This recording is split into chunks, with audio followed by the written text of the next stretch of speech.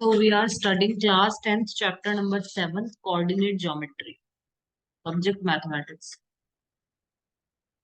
In last video we completed exercise 7.1 till here we completed yesterday. Now today we will start from here section formula.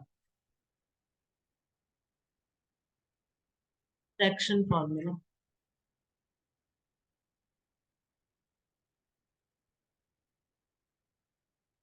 यहाँ पे आपको ये formula ध्यान में रखना. This is known as the section formula. ये मैं समझा देती हूँ कैसे क्या है. ये फॉर्मूला ध्यान में रखना है बस.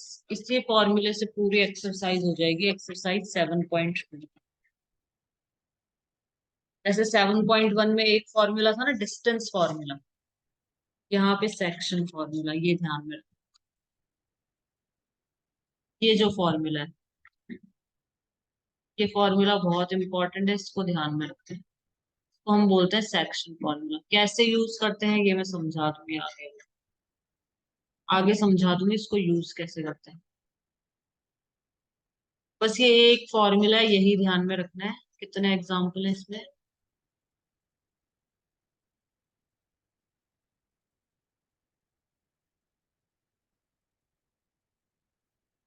10 क्वेश्चन है, फिर एक खत्म चल.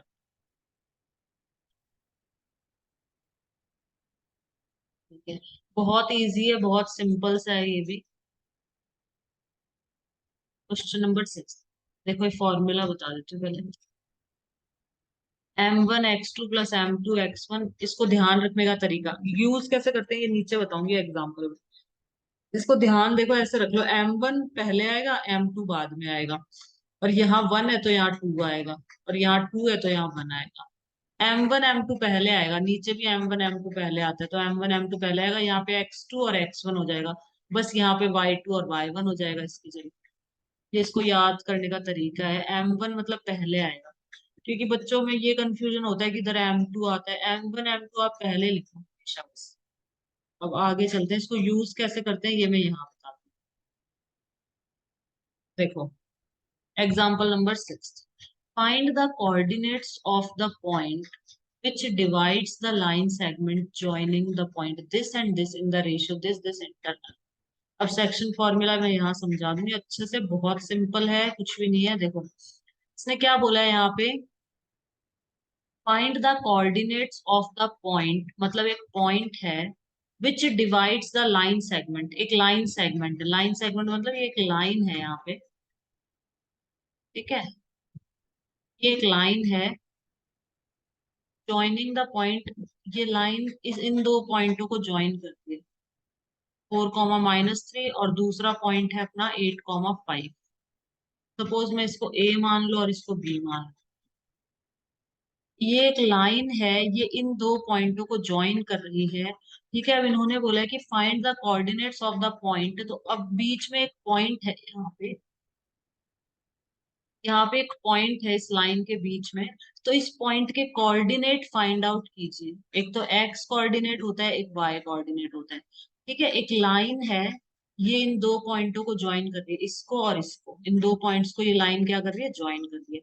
अब बीच में यहाँ पे एक पॉइंट है, उसके कोऑर्डिनेट है एक्स वाई. उसके कोऑर्डिनेट हमें फाइंड करना है. Find the coordinates. X coordinate और वाई कोऑर्डिनेट, ये कोऑर्डिनेट फाइंड करने हैं इस पॉइंट के विच डिवाइड्स द लाइन सेगमेंट. ये पॉइंट लाइन सेगमेंट को डिवाइड कर रहा है ना 3:1 के रेशियो.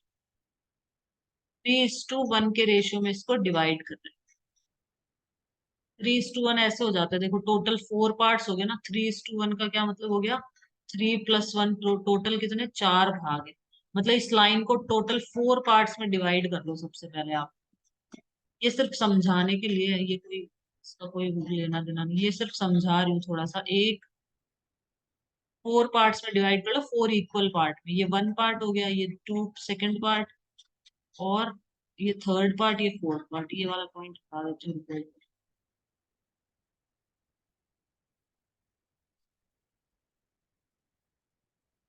ठीक है. ये 1 पार्ट हो गया, ये 2 पार्ट, ये 3 पार्ट, ये 4 पार्ट. अब ये 3:1 का रेशियो. तो ये पॉइंट यहाँ कहीं होगा इधर. ये कुछ भी नहीं है, सिर्फ मैंने एक्सप्लेन करा है. ठीक है. मेन ये ध्यान में रखना है यहाँ पे कि find the coordinates of the point which divide the line segment joining the point this और दिस। मतलब एक लाइन सेगमेंट है जो इन दो पॉइंट्स को ज्वाइन कर रही है, तो इस पॉइंट के कोऑर्डिनेट्स फाइंड आउट कीजिए, उस पॉइंट के कोऑर्डिनेट फाइंड आउट कीजिए जो इस लाइन को डिवाइड कर रहा है 3:1 के रेशियो। ये पॉइंट डिवाइड कर रहा है ना, इधर 3 इधर आ गया, 1 इधर आ गया, तो इस पॉइंट के कोऑर्डिनेट्स बताइए क्या होंगे। इस पॉइंट के कोऑर्डिनेट पता करने के लिए हम सेक्शन फॉर्मूला का यूज करते हैं। सेक्शन फॉर्मूला क्या होता है, यहाँ मैं वापस लिख रही हूँ, x is equal to m1 x2 plus m2 x1 upon m1 plus m2। ये होता है सेक्शन फॉर्मूला। अब यहाँ पे ये x क्या है, ये वाला x में m1 और m2 क्या है, सिंपल सा है। m1 तो क्या है अपना, ये पहले वाला 3, ये जो पहले वाला है ना 3, और m2 क्या है 1। m1 है आपका 3 और m2 आपका क्या है, m2 है आपका 1। ये तो बहुत ही इजी है, ठीक है। अब x1 x2 मैंने पहले भी समझाया था, ये वाला क्या होता है, x1 होता है, ये क्या होता है, y1 होता है, ये क्या होता है, x2 होता है, और ये क्या होगा, y।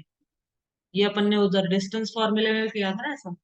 तो बस यहाँ पे वैल्यूज पुट कर दो। अब देखो m1 की वैल्यू क्या है 3, x2 की वैल्यू देख लो यहाँ से 8 है, ठीक है। और इन दोनों के बीच में कोई साइन नहीं है, इसका मतलब मल्टीप्लाई करना है, प्लस लगा दो। अब m2 कितना है 1, तो 1 लिख दिया। x1 कितना है 4 लिख दिया। अपॉन में m1 प्लस m2 3 है और m2 1 है, 3 प्लस 1। सॉल्व कर लो बस।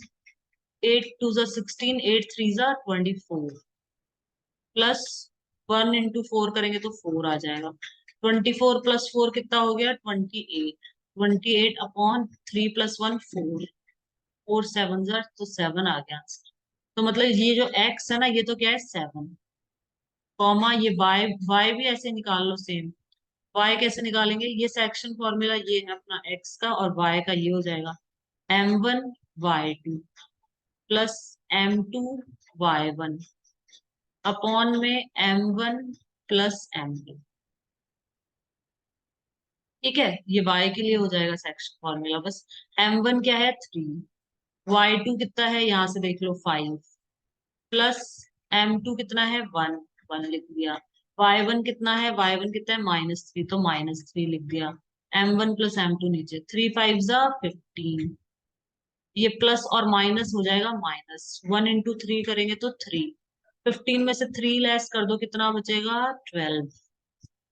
कौन में 3 प्लस 1 4, 4 3 12, ये आ गया 3 आंसर।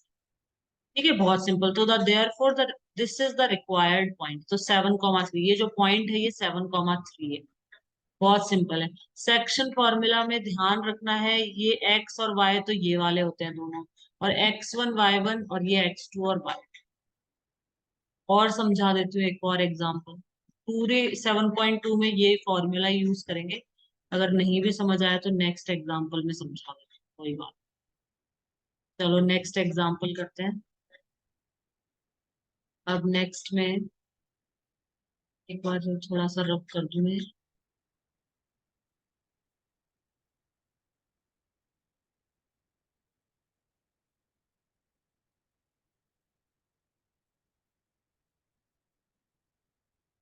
इन व्हाट रेशियो, इसको थोड़ा और नीचे कर लेते हैं।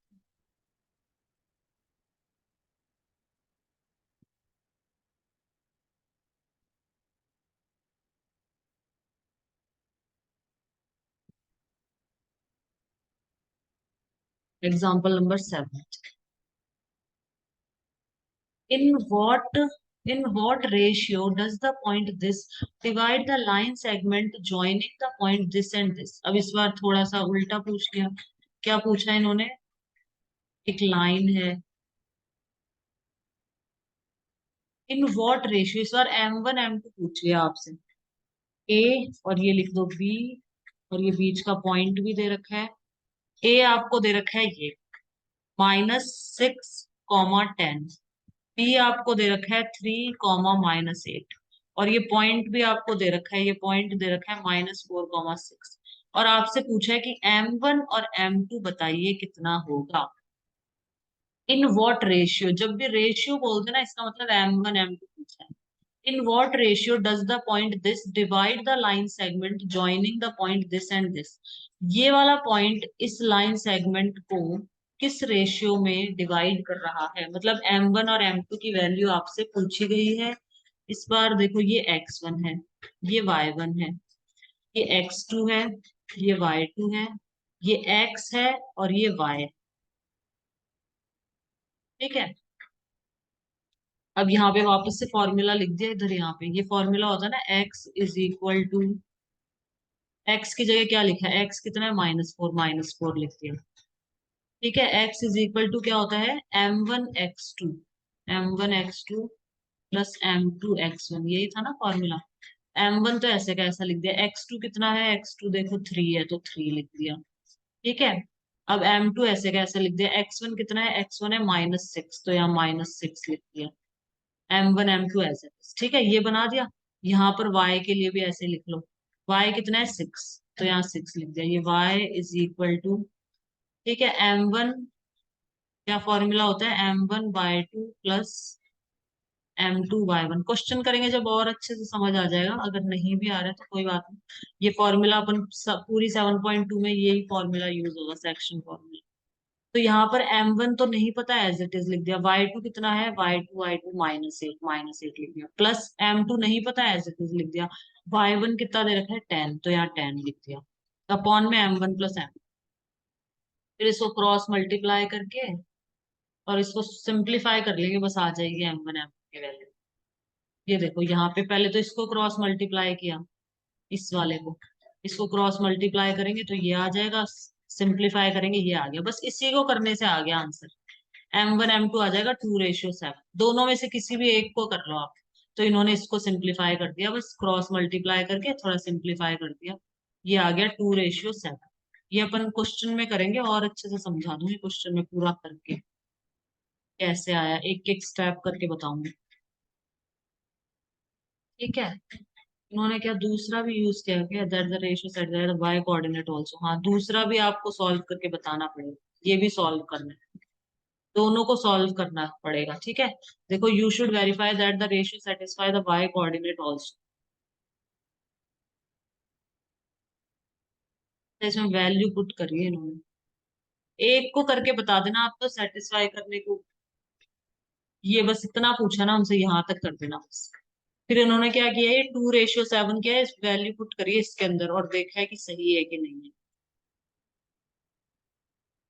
ठीक है, अब नेक्स्ट पे ये ऑल्टरनेट मेथड छोड़ दो।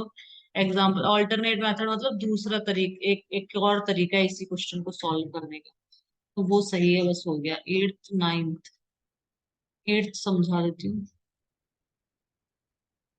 एग्जाम्पल नंबर 8 में क्या बोला है, find the coordinates of the points of try section point dividing in three equal parts of the line segment joining point this and this। इसके अंदर देखो, ये एक लाइन सेगमेंट है, ये ए और बी पॉइंट को ज्वाइन कर रही है। ट्राई सेक्शन का मतलब होता है 3 इक्वल पार्ट्स, 3 बराबर हिस्सों में। ये देखो, एक हिस्सा ये हो गया, दूसरा और ये तीसरा, इसको बोलते हैं ट्राई सेक्शन। तो इसने बोला है कि find the coordinates of the points, मतलब इस पॉइंट के कोऑर्डिनेट फाइंड आउट करो और इसके भी कोऑर्डिनेट फाइंड आउट, दोनों के कोऑर्डिनेट्स फाइंड आउट करो। इसने बोला है find the coordinates of the points, देखो इन दोनों पॉइंट्स के कोऑर्डिनेट फाइंड आउट करो जो कि इस लाइन सेगमेंट को ट्राई सेक्शन मतलब 3 भागों में बांट रही है, 1 2 3, ये दोनों पॉइंट इस पूरी लाइन को 3 पार्ट्स में डिवाइड कर रहे हैं। तो find the coordinates of the points of try section of the line segment joining point this and this. ये भी बहुत सिंपल है, इसमें कुछ भी नहीं करना है। देखो, ये 1 2 3, मैं जब क्वेश्चन कराऊंगी तो ये एग्जाम्पल से भी बहुत इजी तरीके से समझाऊंगी, देखना बहुत सिंपल है। 1 2 3, ये 3 पार्ट है ना, तो इसको तो ले लो 1, जब इसको छुपा दो पहले तो, सपोज ये है ही नहीं, है ही नहीं, सपोज हटा दो इसको। ठीक है, ये क्वेश्चन में भी आएगा ये नीचे, तो और अच्छे से समझ आ जाएगा। अब ये तो हो गया 1 और ये क्या हो जाएगा 2, ये 2 भाग है ना इधर, तो ये 2 और इधर एक भाग है तो 1। ये P पॉइंट को ले रही हूँ मैं, ठीक है। और इसको ले लो x, y, तो पहले तो आप पी पॉइंट के कोऑर्डिनेट निकाल लो सिंपल फॉर्मूला लगा के, सिंपल सेक्शन फॉर्मूला लगा के, x is equal to m1 x2 plus m2 x1। बहुत इजी तरीके से करवाऊंगी मैं, क्वेश्चन आएगा अभी नीचे इस तरह का भी, m1 प्लस m2। तो इसने करवाया ना, इससे भी इजी तरीके से करवा दूंगी। तो इसके अंदर बस कुछ भी नहीं करना है, m1 को आप 1 लो, m2 को आप 2 ले लो, बस ये x1 y1, ये x2 y2 वैल्यू पुट कर दो बस। इसके कोऑर्डिनेट आ जाए ना, जब इसके कोऑर्डिनेट, इन्होंने भी ऐसे ही करा है देखो 1:2, इसके कोऑर्डिनेट आ जाएंगे तो फिर इस p को छुपा देना और q को ले लेना फिर। तो आप q को लोगे तो ये हो जाएगा 1, और ये दो पार्ट है ना तो ये हो जाएगा 2, मतलब m1 तो हो जाएगा 2 और m2 हो जाएगा आपका 1। बस सॉल्व कर लेना 2:1। इन्होंने भी ऐसे ही किया। ठीक है, 8 तो हो जाएगा, कुछ एग्जाम्पल नंबर 9, फिर ये 10। चलो ये दोनों भी समझा देती हूँ फटाफट। Find the ratio in which y-axis divides the line segment joining the point this and this. Find the point of intersection. ये भी बहुत सिंपल है, देखो इसने क्या बोला है यहाँ पे। यहाँ पे इन्होंने बोला है कि एक लाइन है, हमेशा पहले तो ऐसे बना लिया करो लाइन, ये लाइन है, ये ए पॉइंट है, ये बी पॉइंट है, ए के कोऑर्डिनेट है 5, -6, बी के कोऑर्डिनेट्स हैं -1, -4। अब इन्होंने बोला है कि यहाँ पे एक पॉइंट है पी।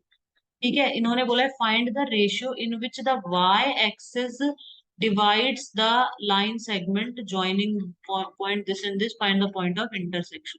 वाई एक्सिस डिवाइड कर दिया तो रेशियो बोला इन्होंने कि रेशियो बताओ, एक तो ये m1 m2 ये पूछा हमसे, और पॉइंट ऑफ इंटरसेक्शन ये पॉइंट भी पूछा है कि ये पॉइंट भी बताओ क्या होगा।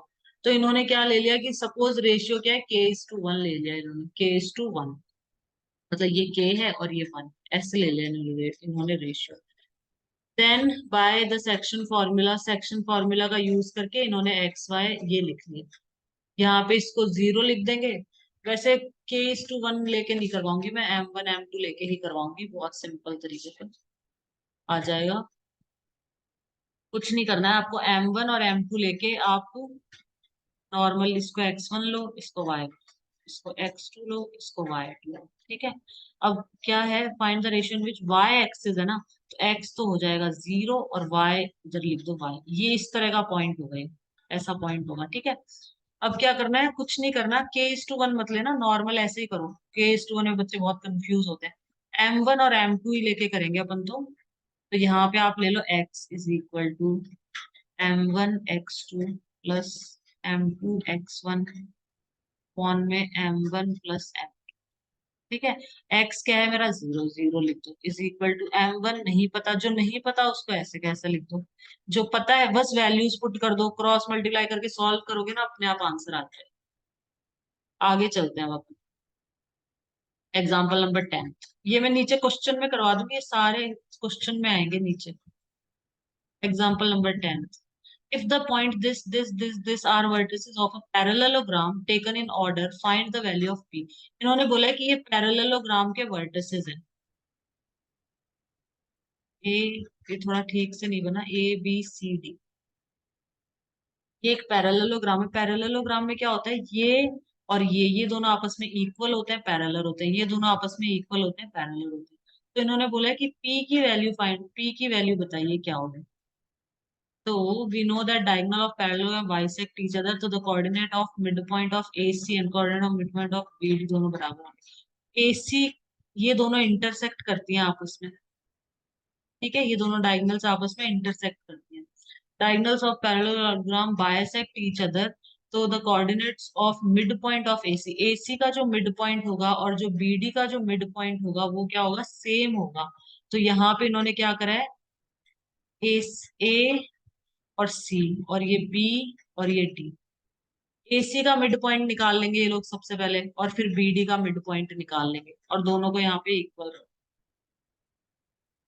देखो कैसे निकालते हैं ये भी समझा देती हूँ, चलो थोड़ा सा।